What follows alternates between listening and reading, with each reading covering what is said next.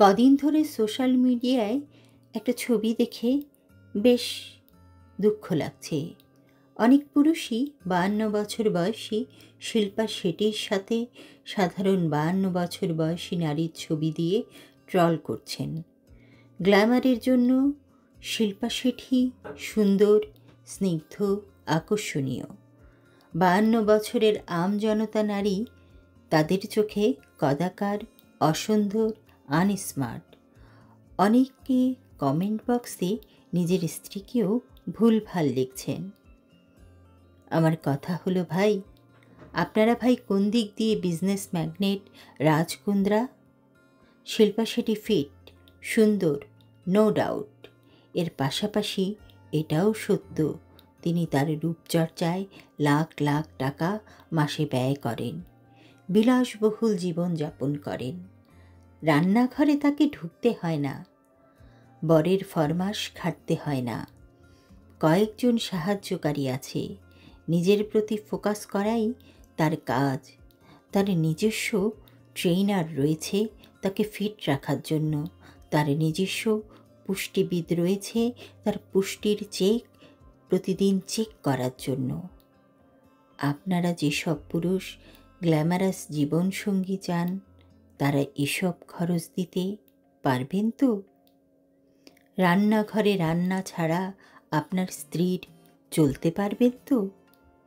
আপনি এবং আপনার পরিবারের সদস্যদের ফরমাস না খেটে নারীটি টিকতে পারবে? তাহলে কোন যুক্তিতে শিল্পা শেঠির মতো স্ত্রী আশা করেন? আপনি নিজেই আনফিট। তাহলে কোন যুক্তিতে শিল্পা শেঠির মতো স্ত্রী আশা করেন? আপনি নিজেই তো আনফিট। বঙ্গদেশের অধিকাংশ নারীর জীবনের বড় অংশ কাটে রান্নাঘরে। স্বামী, সন্তান, পরিবারের সদস্যদের পছন্দের খাবার রান্না করতে করতে তার হাতে লেগে থাকে হলুদ, মাছের আষ্টে গন্ধ।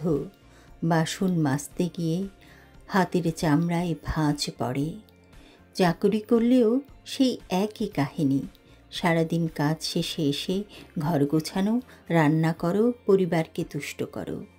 দিন শেষের একরাশ ক্লান্তি নিয়ে কয়জন নারীর এনার্জি থাকে সেজেই পরিপাটি থাকার?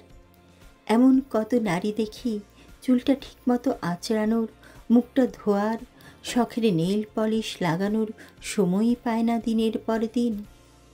অল্প কিছু নারী যাদের পরিপাটি দেখেন, খোঁজ নেবেন।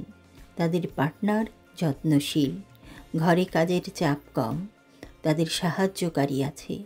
তরকারিতে নুন বা মশলা কম হলে তাকে পরিবারের কাঠগড়ায় দাঁড়াতে হয় না।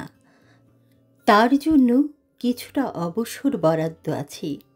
কিংবা সেই নারী স্বাধীন চেতা, নিজেকে এমন একটা অবস্থানে নিয়ে গেছে যেখানে তাকে মূল্যায়ন করতে বাধ্য হয় তার পরিবার।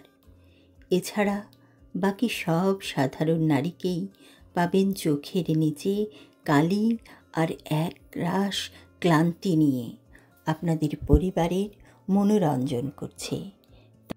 তাই শুধু শিল্পা শেঠিকে দেখে মুগ্ধ হবেন না। আপনি বাছাই করে যে সুন্দর নারীটিকে হাজার নারীর মাঝ থেকে নিজের করে নিয়ে এসেছেন তারও একটু যত্ন নিন।